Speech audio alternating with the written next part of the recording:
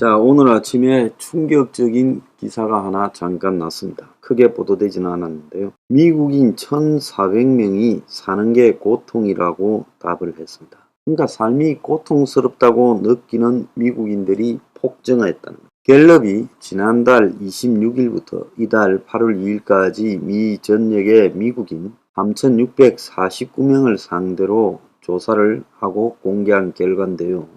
응답자에게 자신의 삶을 0점부터 10점 사이 점수로 공개하라. 자, 응답자에게 자신의 삶을 0점에서 10점 사이 점수로 한번 표현해봐라 했습니다. 그래서 7점 이상이면 번영, 5, 6점이면 고생, 4점 이하면 고통 이런 건데 그 결과 번영은 51점이 아직 미국 사람들 살만한가 봐요. 18개월 만에 최저이고 지금 계속 감소하고 있다는 겁니다. 자, 그래서 번영이라는 응답은 금융위기 때와 코로나 초기 때 각각 46.4로 최저치를 기록한 바 있어요. 자, 고통으로 분류한 자는 5.6%로 이 조사를 시행한 2008년 이후에 가장 높은 수치고 이걸 미국의 전체 인구로 대비하면 1,400만 정도에 해당된다는데요. 근데 이게 이전에 가장 높았던 비율이 4.8%인데 지금 5.6%로 미국인들이 최근에 삶이 인플레 등 여러 가지 요인으로 얼마나 어려워졌는가. 고통 지수가 5% 넘은 것이 처음이다. 경제 상황이 주요한 원인일 것이다 라고 진단을 했습니다. 자, 지난달에 52만 8천 개의 일자리가 증가했다. 그래서 여전히 그럼에도 불구하고 높은 물가 탓에 경제 신뢰 지수는 최저점을 지금 기록하고 있다는 거예요. 자, 공화당 지지층, 민주당 지지층에서 똑같이 이 고통스럽다가 5.4로 나왔어요. 오늘 한국의 동아일보를 보면 불황인데 기업은 구인난, 한국도 고용 있는 침체. 자, 좀 웃기는 표현이죠. 그래서 뭐 IT 전문가도 인력난이고 또 식당도 인력난이다라고 하지만은 자, 이게 사실 지금 인력난이라는 부분하고 또 국민들의 삶이 붕괴되고 있다라는 거하고 별개라는 것을 미국에서 입증을 했고 지금 한국에서도 입증되고 있는 겁니다. 과거는 구인난임 시대면 호황이고 모두가 다 일을 할 수 있는 시대다라고 이렇게 해석되었지만 최근에는 구인난이 발생하고 있는 것과 또 삶이 고통스럽고 또 삶의 수준이 악화되고 있는 것과는 이게 별개라는 겁니다. 그래서 부분적으로 이렇게 미스매치상으로 나타나는 인력 수요와 공급 사이에 이 마찰적 직업도 있고 또 더 나아가서 결국 지금 이 원하는 이 구인들이 실제로 이 어려운 사람들이 취업하려는 것과 맞지 않는다. 그러니까 결국은 이런 구인난이라는 것도 일종의 경제 지표로서 역할을 못하고 있다라고 이제 그렇게 봐야 돼요. 그래서 구인이라든지 새로운 직장을 구한 사람이 많다고 해서 삶이 나아지고 있는 것은 전혀 아니다라는 거예요. 자, 이제 이런 부분들을 이해하고 세상을 바라봐야 돼요. 자, 수원의 다세대 주택에서 새 모녀가 극단적 선택을 했습니다. 자, 유는 또다시 이런 일이 발생치 않도록 어려운 국민을 각별히 살필 거다. 그래서 약자, 복지, 어려운 삶에 대해 배려를 하겠다. 그래서 사회적 안전망에 대한 국민의 불안감을 해소하겠다 이런 입장을 밝혔습니다만은 이 수원에서 나타난 것은 송파 세모녀 사건이 몇 년 전에 있은 이후에 똑같이 경제력을 상실한 각자 지병을 안고 있는 노동할 수도 없는 세 사람 이 세 사람이 우리 사회 안전망에서 완전히 밀려나 끝을 자살로 마무리 지었다. 자, 그래서 22일 날 이제 오후에 이 악취가 난다고 해가 수원 다세대 주택 1층에서 60대 어머니와 40대 두 딸이 사는 집에서 그런 신고가 들어와 경찰이 소방서와 함께 들어가니까 부패가 상당히 진행된 시신을 발견했다. 아마 부패 상황이 많은 걸로 봐서 최소한 여름철에 두 달은 됐다라고 보입니다.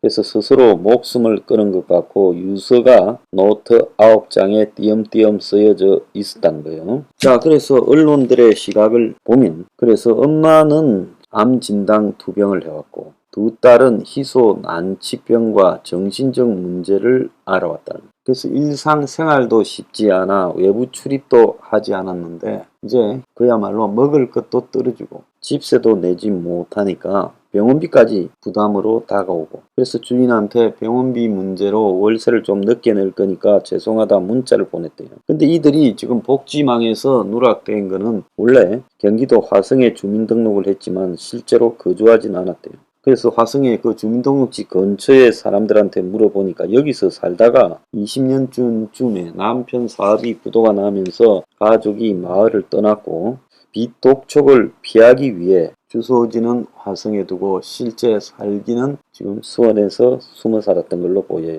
월세집을. 그래서 장남이 택배 일을 하면서 그나마 이 가족들을 부양해 왔는데 3년쯤에 갑자기 사망하고 남편도 곧 이어 떠나면서 사망하면서, 그러니까 돈을 벌 수 있는 식구 5사람 중에 2사람 남자가 다 죽으면서 세 여성이 어려운 처지가 됐고, 그래서 자살을 선택했다는 거예요. 그래서 화성의 기배동에만 동사무소 직원이 찾아간 적이 있었고 살지 않는다 말을 들었고, 그래서 월 120만원의 긴급 생계 지원비나 긴급 의료비 지원, 또 기초생활수급자 이런 게 될 수도 있었을 건데 복지체계가 신청을 적극적으로 해야 이렇게 되지, 본인이 신청하지 않으면 발굴해서 도와주지는 않는 시스템. 근데 이 사람들처럼 사회적으로 거의 지금 추락하고 추락해서 이제 그럼 사람 심리가 어떻게 되겠습니까? 완전히 무너져 버리죠. 그 속에서 적극적으로 이런 자신들의 생계비를 지원받는 것조차도 하기가 어려워져 버린 겁니다. 그래서 미국에서 삶이 고통스럽다는 사람이 1,400만 명이 있었지만 한국에도 수백만 명이 삶이 고통스러울 거라고 봐요.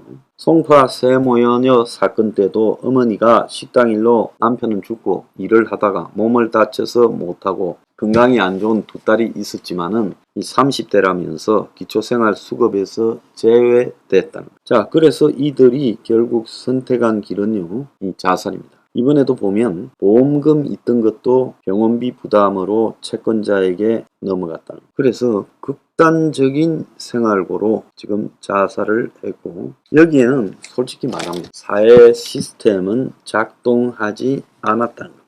자, 반지하 사건에 이어서 지금 또 새 모녀 사건이 생겼습니다. 자, 이것뿐만 아니라 이제 9월달까지 원리금 상한 유예가 이제 끝나버리면 이제 채무자들이 숱하게 쏟아져 나올 거고 이 사람들의 삶도 비슷해져 갈 거라는 거예요. 자, 그래서 제가 우리 사회에 이 사회적 생존망이 이렇게 충분하냐, 저는 안전망이라는 것도 제 불쾌감을 느껴 그 표현이에요. 뭐가 안전합니까? 생존을 이렇게 보호해줘야죠. 유지시켜줘야죠. 그러지 않습니까? 그래서 국가가 존재하는 목적은, 자, 이런 사람들에게 우리가 일을 하라고 강요할 수도 없어요. 정말로 복지는 이런 사람들에게 집중적으로 주어져야 되는 겁니다. 그런데 그간에 어떻게 되었습니까? 우리 수준에 과한 선동성 복지가 이 사회에 자리를 잡았고 이제 국민들까지도 그런 복지에 취해서 살아가고, 그리고 국가가 노인 일자리로 만들어서 굳이 안 줘도 되는 그런 노인 일자리까지도 지금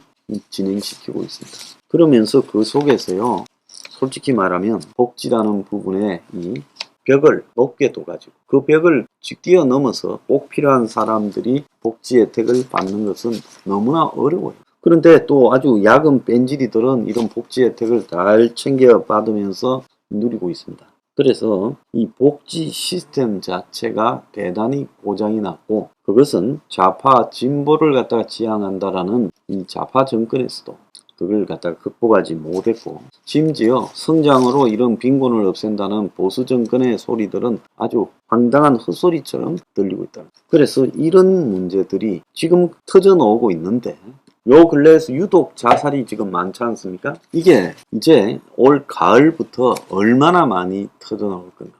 지금 터져 나오는 이런 비극들은 이건 이제 예고편이라. 가을부터 제가 봤을 때 국민 한 절반이요, 지금 거기에 언저리에 놓여 있어요.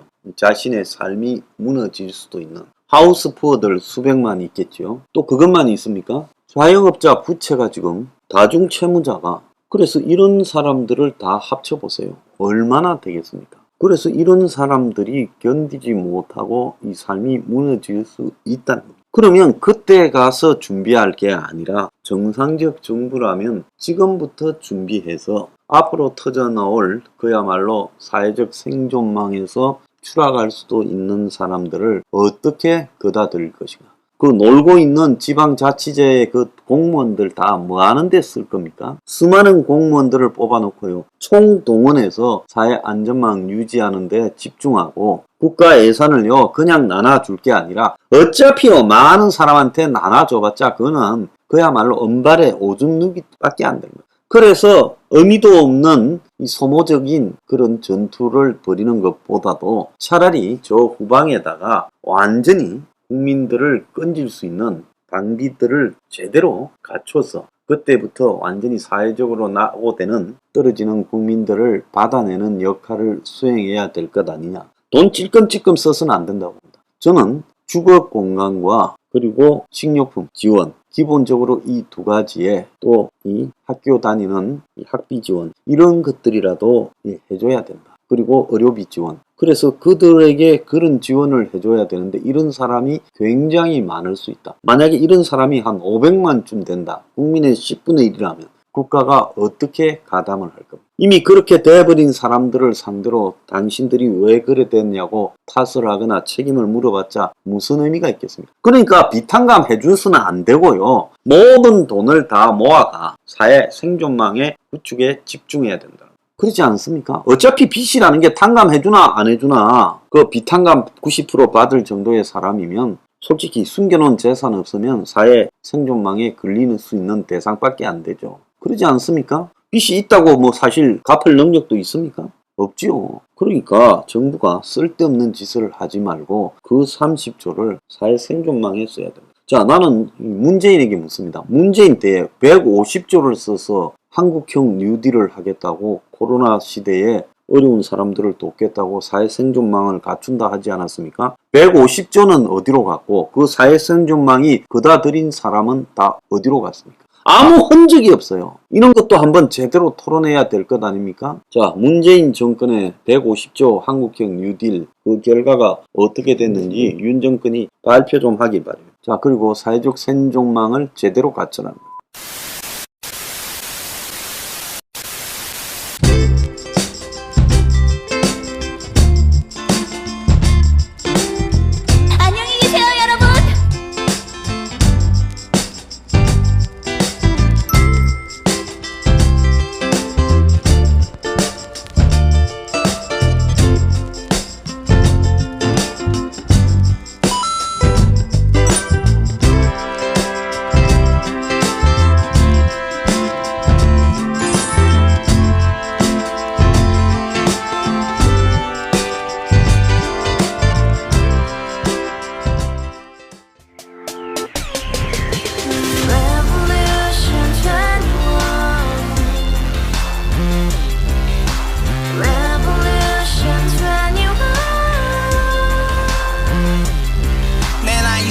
월세 30 코인빚만 300 서울에 온지 벌써 10년 아둥바둥 버텼지만 여전히 난 반지 하에 제왕 곰팡이 연문제약 내비랑 깡통망통 완전히 폭망 90원 창문만큼 작아진 내 꿈 연애 결혼 내 집 모든 게 헛꿈 1년 전 떠난 여친 울며 말했지 같이 써봤자 평생 가본 게 꼭꼭꼭하지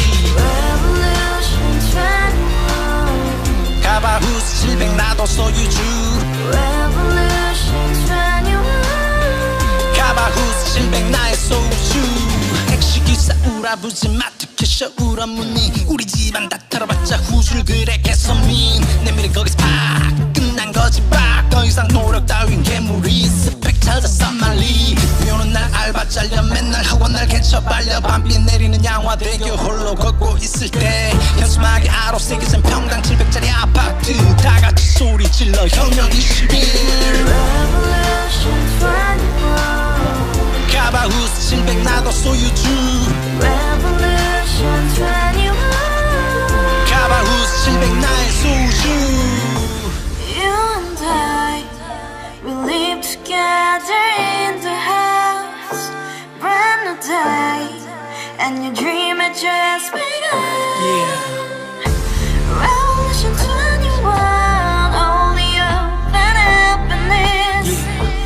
너의 곁에 내가 영원히 Yeah. 지금까지 정치인들 입만 열면 찝찝찝 개소리 멍멍멍 쳤다 하면 뻥 잘난 부모 만나 잘난 학교 나오면 뭐 하나 우동살이 꽉 찬 대가리 깍꿍 소리 텅텅 저 푸른 초원위에 그림 같은 집을 짓고 평상 4천 팔면 뭐해 평생 살 수